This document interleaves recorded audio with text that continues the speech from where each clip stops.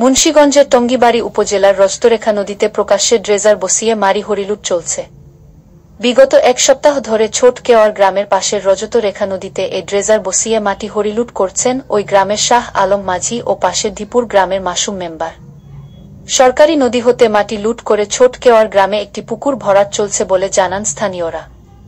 নিয়ম নীতির তোয়াক্কা না করে মাসুম মেম্বার দীর্ঘদিন যাবৎ বিভিন্ন সরকারি খাল, নদী ও ৩ ফসলি জমি কর্তন ভরাট করে চলেছেন। সরেজমিনে গিয়ে দেখা যায় টঙ্গীবাড়ী ও সদর উপজেলার পদ্মা নদী হতে উৎপন্ন হয়ে ২ উপজেলার মধ্যে দিয়ে প্রবাহিত রজতরেখা নদীর ছোট কেওয়ার এলাকায় প্রকাশ্যে ড্রেজার বসিয়ে মাটি কাটছেন মাসুম মেম্বার ও শাহ আলম। কয়েক মাস আগে মাসুম মেম্বার ধীপুর সরকারি খাল হতে মাটি কাটায় তাকে প্রশাসন অর্থদণ্ড প্রদান করলেও থেমে নেই তিনি।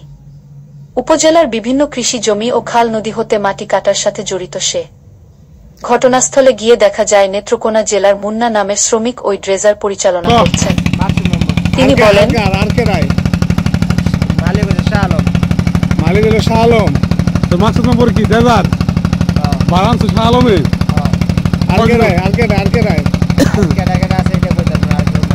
এই যে খালের মাটি যে কাটতেছ, পারমিশন আছে?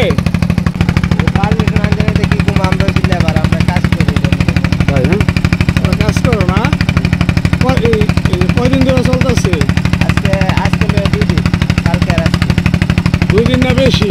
না বেশি না, 2 দিন আছে, চলে না। ওই যে কোন জায়গায় মেম্বার না, আমরা কামের লাগে আসতে। এ ব্যাপারে অভিযুক্ত শাহ আলম মাঝির সাথে যোগাযোগ করা হলে সে এবং মাসুম মেম্বার মাটি কাটছেন বলে স্বীকার করেন। খালের মাটি কাটার কোনো অনুমতি আছে কিনা জানতে চাইলে অনুমতি নেই বলে জানান। এ ব্যাপারে মাসুম মেম্বার বলেন, শাহ আলম আমার আত্মীয়, তাই ড্রেজার দিয়ে তাকে একটু মাটি কেটে দিচ্ছি। এ ব্যাপারে টঙ্গীবাড়ী উপজেলার সহকারী কমিশনার ভূমি মোক ওয়াজেদ ওয়াসিফ বলেন, মাটি কাটার বিষয়টি জানতে পেরে আমি সাথে সাথে ওই এলাকার ভূমি কর্মকর্তাকে মাটি কাটা বন্ধ করতে নির্দেশ দিয়েছি।